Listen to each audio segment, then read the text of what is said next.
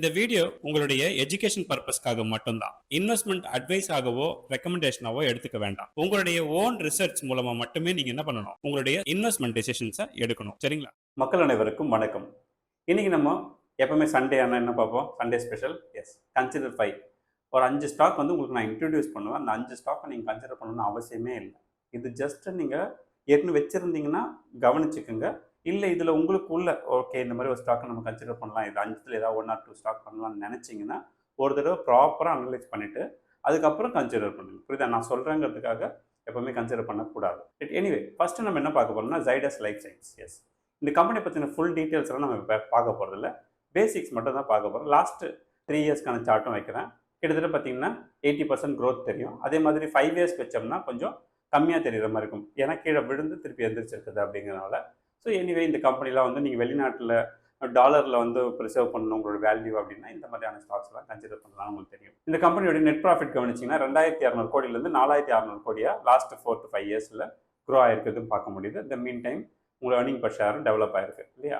இந்த கம்பெனியோட average B அப்படின்னு போன 10 வருஷம் ரெக்கார்ட் எடுத்து செக் பண்ணும்போது எவ்வளோ காட்டுதுன்னு 22 காட்டுது. இப்போ உங்களுக்கு பார்த்தீங்கன்னா எவ்வளோ இருக்குது? 18 தான் இருக்குது. ஓகே, இன்றைக்கி மார்க்கெட் ப்ரைஸு 942 இருக்குது. இந்த 942ங்கிறது கம்ஃபர்டபுளாக இருக்குன்னு பார்த்துட்டு நீங்கள் கோத்ரூ பண்ணலாம். ப்ளஸ் இதோட ROI பார்த்தீங்கன்னா 21.2. இதெல்லாம் நீங்கள் கவனிச்சிக்கங்க. இது வந்து ஃபஸ்ட்டு ஸ்டாக். அடுத்து ரெண்டாவதாக பார்க்க போகிற கம்பெனி என்னென்னா பிடிலைட் இண்டஸ்ட்ரீஸ். இது 1484 ரூபாய் இருக்குது இந்த ஸ்டாக்கோட ப்ரைஸு. லாஸ்ட்டு எவ்வளோ தூரம் வளர்ந்து வந்திருக்குன்னு நீங்கள் பார்க்குறீங்க. 2002 உங்களுக்கு மார்க்கெட் வைக்கிறது 200 டைம்ஸ் க்ரோத் இருக்கும். இப்போ இதில் வந்து உங்களுக்கு லாஸ்ட்டு 5 இயர் எடுத்து பார்த்தீங்கன்னா க்ரோத் கம்மியாக இருக்கிற மாதிரி இருக்கும், அதாவது 63%. இப்போ நம்ம என்ன பார்க்க போகிறோம், இந்த கம்பெனியுடைய நெட் ப்ராஃபிட் எங்கேருந்து எவ்வளோ தூரம் வளர்ந்துருக்குன்னு பார்த்தீங்கன்னா கிட்டத்தட்ட 1126 கோடியிலேருந்து 2000 சில்லற கோடி வரைக்கும் வளர்ந்துருக்கு. இது ரன்னிங் பர் ஷேர் கவனிச்சிங்கன்னா 22லேருந்து ஆரம்பிச்சு 40 வரைக்குமே வளர்ந்துருக்கு லாஸ்ட் 4 இயரில். இந்த கம்பெனியோட ஆவரேஜ் பிஇ கவனிச்சிங்கன்னா 71.3 இருக்குது. ஆனால் இப்போ இதோட கரண்ட் பி அப்படின்னு எடுத்து பார்த்தீங்கன்னா உங்களுக்கு 61.4 தான் இருக்குது இல்லையா? இதே நீங்கள் கவனிச்சுட்டு இந்த மாதிரியான ஸ்டாக்கை கன்சிடர் பண்ணலாமா வேணாமாங்கிறது முடிவு பண்ணுங்க. மூணாவது நம்ம பார்க்க போகிறது டிரான்ஸ்ஃபார்மர் அண்ட் ரெக்டிஃபயர்ஸ் இந்தியா லிமிடெட். இந்த கம்பெனியுடைய ஸ்டாக் ப்ரைஸ் பார்த்தீங்கன்னா 324 ரூபாய் தான் இருக்குது. லாஸ்ட் 5 இயரில் பார்த்தீங்கன்னா 29 டைம்ஸ் வளர்ந்துருக்கு இந்த ஸ்டாக் ப்ரைஸ். லாஸ்ட் 3 இயர்ஸ் எடுத்து பார்த்தீங்கன்னா கூட கிட்டத்தட்ட உங்களுக்கு 8 மடங்கு க்ரோத் காட்டுது. ரைட், இதை நம்ம பார்க்கும்போது இதோட இன்கம் பார்க்கணும் இல்லையா? நெட் ப்ராஃபிட் பார்த்தீங்கன்னா எங்கேருந்து வருது பாருங்கள், 7 கோடி ரூபாயிலேருந்து ஆரம்பிச்சு எத்தனை கோடியாக இன்க்ரீஸ் ஆயிருக்கு? எஸ், 200 கோடி ரூபாய், 215 கோடி ரூபாய் இன்க்ரீஸ் ஆயிருக்கு. அர்னிங் பர் ஷேர் பார்த்தீங்கன்னா 0.53லேருந்து ஆரம்பிச்சு 7 rupees 21 பைசா வரைக்கும் க்ரோ ஆயிருக்கு. ஸோ இதெல்லாம் நம்ம வந்து கண்ணுக்கு மறைவாக இருக்கக்கூடிய நேரங்கள்லேருந்து இப்போ உங்கள் கண்ணு முன்னாடி எடுத்து வந்து நிறுத்துறதுக்கு ஒரு வாய்ப்புகளாக இருக்குது. ஸோ இதோட ஆவரேஜ் பி அப்படின்னு நான் எடுத்து செக் பண்ணி பார்க்கும்போது பார்த்தீங்கன்னா 32 அந்த ரேஞ்ச் இருக்குது. பட் அது 32க்கு கீழே தான் அப்படின்னா கூட இப்போ கரண்ட் பி அப்படின்னு பார்த்தீங்கன்னா 36 இருக்குது. பட் ஸ்டில் இதெல்லாம் வந்து கன்சிடரபிள் ஸ்டேஜ் தான், ஏன்னா இதோட ROI-லாம் உங்களுக்கு வந்து ஒரு டீசெண்டான ROI-ஆகவும் இருக்குது. இப்போ பவர் செக்டர்ஸ்லாம் பார்த்தீங்கன்னா பெரிய அளவுக்கான க்ரோத்தை நோக்கி நகர்ந்துட்டு இருக்காங்க. அப்போ டிரான்ஸ்ஃபார்மருடைய நெசசிட்டியும் எந்த அளவுக்கு இருக்குங்கிறத நீங்களே பார்த்துக்கலாம். ரைட், அடுத்தது நம்ம பார்க்க போகிறது சோழமண்டலம் ஃபைனான்ஸ் அண்ட் ஹோல்டிங்ஸ். இதை நல்லா பார்த்துக்கங்க, ஏன்னா சோழமண்டலம் 2 கம்பெனி இருக்குது. அதில் நம்ம ஃபைனான்ஸ் அண்ட் ஹோல்டிங் இப்போ நான் உங்களுக்கு எக்ஸ்பிளைன் பண்ணுறேன். இது 1778 rupees இருக்குது. இந்த ஸ்டாக் பார்த்தீங்கன்னா உங்களுக்கு லாஸ்ட்டு 5 இயரில் மோர் தென் 200% க்ரோத் இருக்குது இல்லையா? அடுத்தது லாஸ்ட்டு 3 இயர் எடுத்து பார்த்தீங்கன்னா கிட்டத்தட்ட அகைன் 150% வரைக்குமே உங்களுக்கு க்ரோத் இருக்குது. ஸோ இந்த கம்பெனியோட நெட் ப்ராஃபிட்னு பார்த்தீங்கன்னா 1700 கோடியிலேருந்து 4700 கோடி ரூபாவா க்ரோ ஆகிருக்கிறத நீங்கள் பார்க்க முடியுது. ஏர்னிங் பர் ஷேரும் கவனிச்சிங்க, 43 ரூபா இந்த ஏர்னிங் பர் ஷேரு இப்போ உங்களுக்கு எவ்வளோவா இருக்குது? 115 ரூபாய் இருக்குது. இதெல்லாம் நீங்கள் எப்பவுமே நோட் பண்ணிக்கணும். எப்பவுமே நான் உங்களுக்கு சொல்லுவேன், ஏர்னிங் பர் ஷேர் வந்து எவ்ரி 5 இயர் என்ன வரணும், மினிமம் 2 டைம்ஸாவது வரதா அப்படிங்கிறத பார்த்துட்டு அந்த மாதிரி கம்பெனி கன்சிடர் பண்ணுங்கன்னு சொல்லியிருக்கேன். இந்த கம்பெனியோட ஆவரேஜ் பின்னு எடுத்து பார்த்தீங்கன்னா 14 தான். ஏன் இந்த கம்பெனி பி பார்க்குறேன்னு பார்க்காதீங்க, இது நீங்கள் பி வச்சு கால்குலேட் பண்ணலாம்.